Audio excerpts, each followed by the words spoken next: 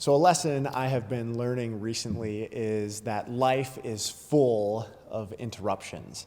I may have plans or ideas about how my day is going to go, or maybe how my week will go, or even how my life will go, but inevitably, things don't always work out the way I planned them to go.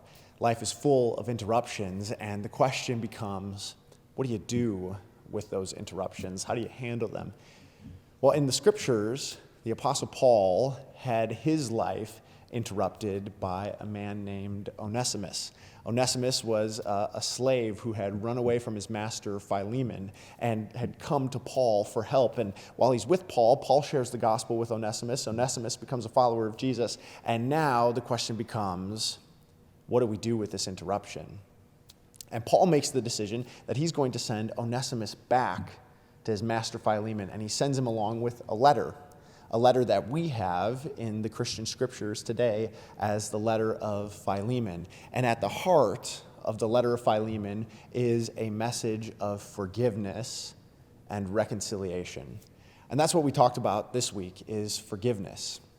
And when we consider forgiveness from God through Jesus, it comes to us as an interruption.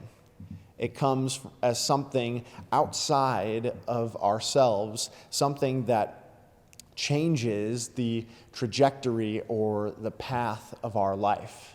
We, as people who have received forgiveness from God because of what Jesus has done on the cross and in the empty tomb, live lives that have been interrupted by God, and no longer are our lives defined by our own plans, by our own expectations, or even by ourselves. They are defined by something outside of us. They're defined by what God says.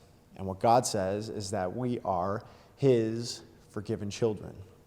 And now we, as people who've experienced that wonderful interruption of forgiveness, go back into the world with that message that interrupts the kinds of messages and experiences we so often see in the world. You know, very often the world will tell us that when we are wronged, we ought to hold on to that right to be wronged, that we ought to either get revenge or, at the very least, wait for someone to earn our forgiveness.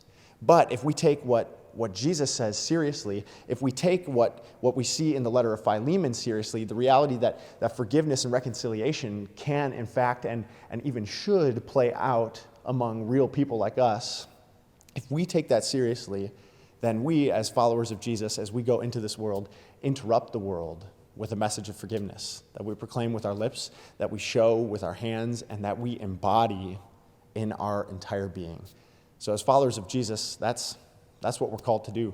We're called to be people who interrupt the world, change its path, alter its trajectory by bringing the wonderful news of Jesus' forgiveness.